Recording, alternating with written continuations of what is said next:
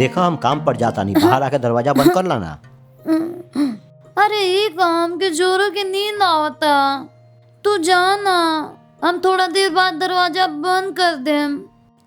देखा शादीशुदा औरत जब पति काम पर जाला तो दरवाजा तक छोड़े आवेला, लेकिन तू ऐसे सुतल रहबू तो का होखी। ठीक बा, उठ के आके दरवाजा बंद करा, फिर आके सुत रहा। बोलने ना तू जा, हम बाद में आके दरवाजा बंद कर देम। ना इसे काम ना चली, तू हमारे साथ आबा और दरवाजा बंद करके वापस आके सुत रहा। अरे हम ताकि बोल देनी ना, हमके जोरों के नींद आवता।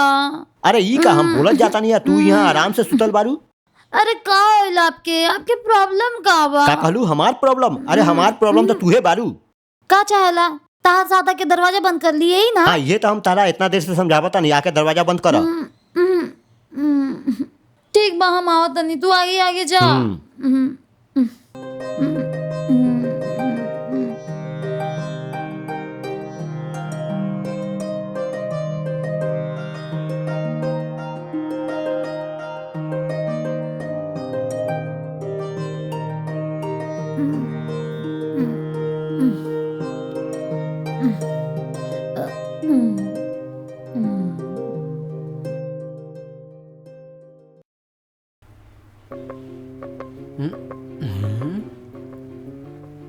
घर खुला बा, केहू हमके ना देखलस।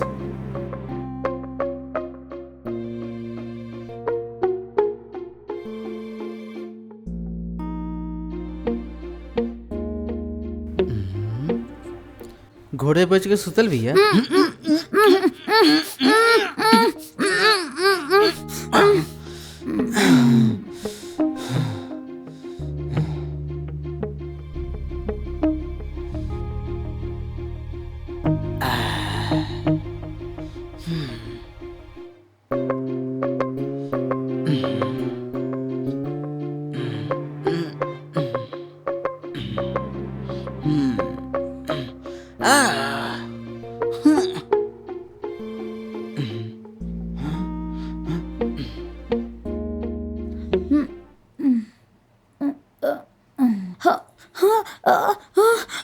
एक अब भइल। अरे दैया हमर गाना कहाँ गइल?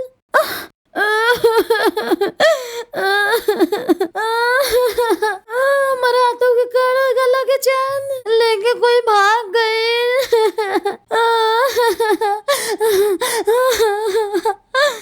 सब कुछ चल गइल। अगर उनकर बात मान गई होती तो ऐसा ना हुई था।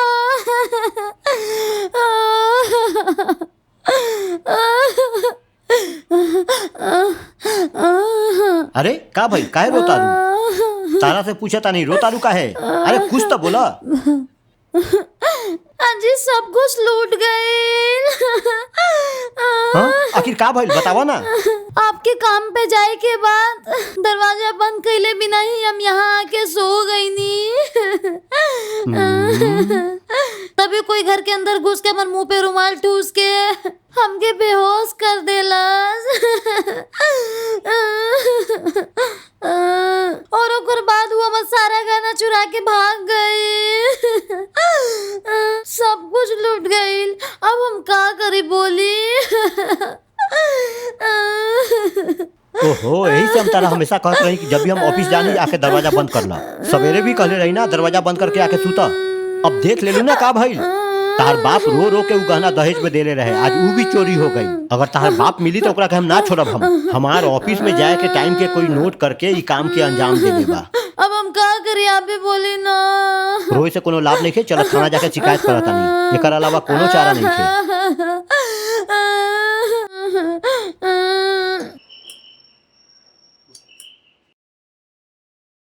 कीर्ति ये हमारा फ्रेंड बा।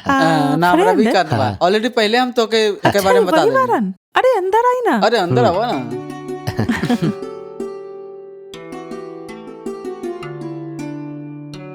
बैठे यार। और बतावा। अरे आराम से बैठे। आप दोनों बात करी, हम अंदर जाके कॉफी लेके आवत नहीं। ओहो, हम कॉफी चाय ना पियनी, कुछ और बा का? आप कोल्ड ड्रिंक्स लेम का? ठीक बा। अच्छा हम कोल्ड ड्रिंक्स लेके आवत ठीक बा। हे ऑफिस का नया मैनेजर बहुत टॉर्चर कर रहा था यार। सच कहता रे, पिछला बार मीटिंग बुला के टॉर्चर कैले रहे।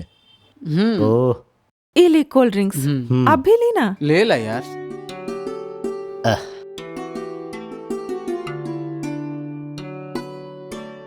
बहुत अच्छा बा।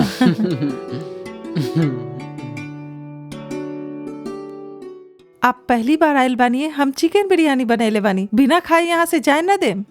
हाँ हमार यार, बहुत दिन बाद आयला तू, आज खाना खाए के ही जाए के पड़ी। बुझाता हमार नसीब में घर के बिरयानी खाए के लिखल बा।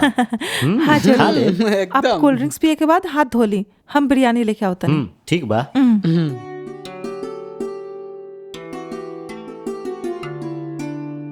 का यार, तहार पत्नी बहुत अच्छा बिरयानी बनावेली का? मत पूछे यार, बहुत बढ़िया बनावेली। एक बार खा ले बना, सीधा जन्नत पहुंच जीबा। ई का यार, तू हमके डरावत अरे, खाई कि ना खाई? अरे हाँ, आराम से खा। खाए के बाद जिंदा रहा तो तू ही बताइए कैसन बनल। चला उठा, आवा ना यार। कहाँ फंस गईली हम?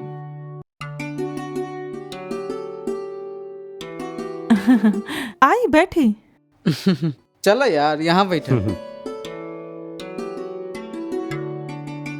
पड़ोसी का पहले एकरा दा। आप आवतनी यही से बिरयानी बनैनी है, खा के बताई कि कैसन बनल बा। ओ ई बात बा, पहले से प्लान रहे का?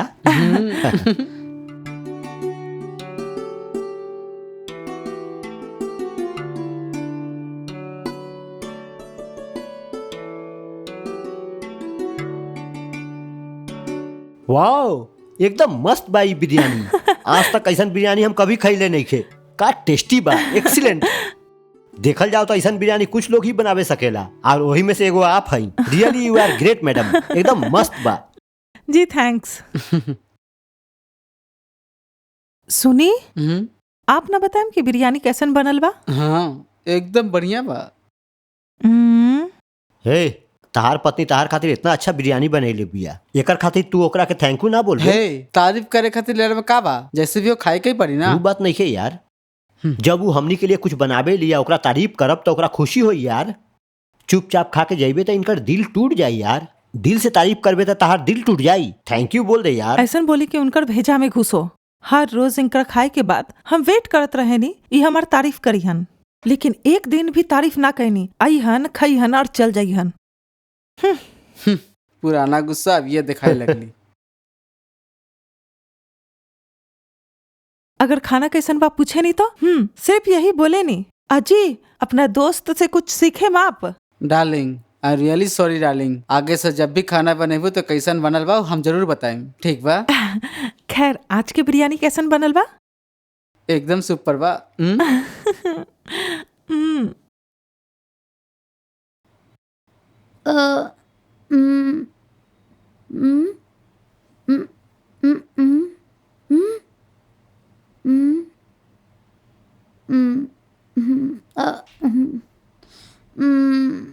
हाँ?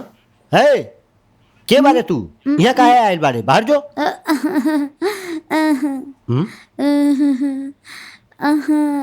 हे, तारा कहता नहीं, बाहर जो। हम ना जाएं। का कहले? ना जाइबे? जा तारे की पागल खाना फोन करी। जो भाग।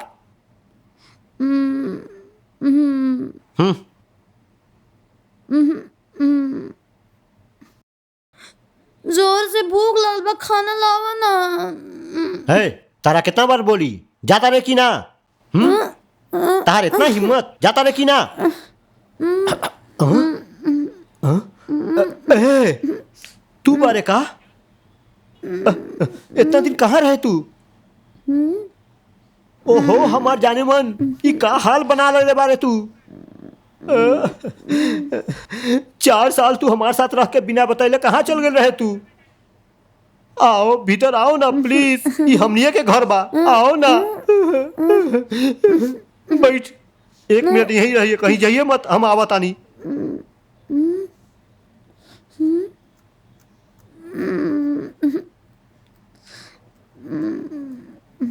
ए, कहाँ जाता रे? बैठ ना। बैठ बैठ बैठ। ले ये जूस पी पी। हाँ पी। का भाई जान, और तनी तनी से ना और पीला। हाँ पिया, हाँ पिया।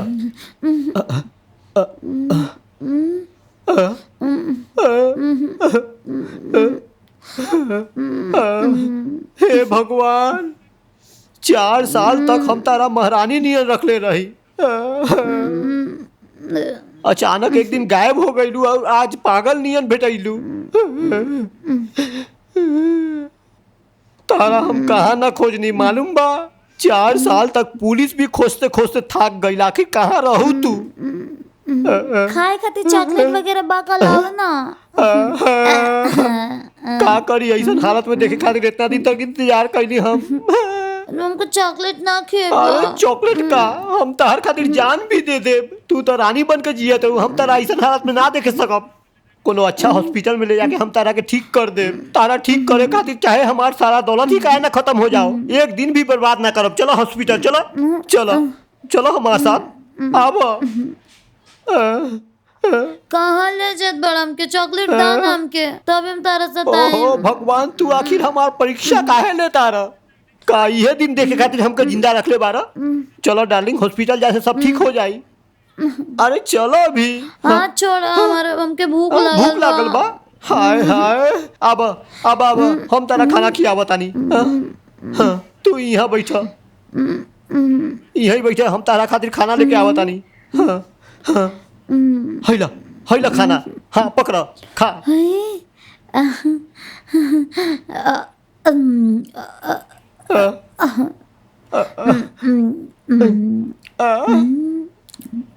हमनी दोनों शादी करे रही कि जिंदगी में हमनी दोनों खुश रही।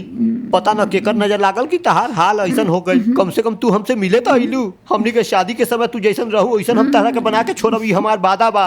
तहरा के एकदम से ठीक करके तहरा के अपन दिल में बैठा के तहार ख्याल रखम। सावित्री खा, सावित्री खा खा।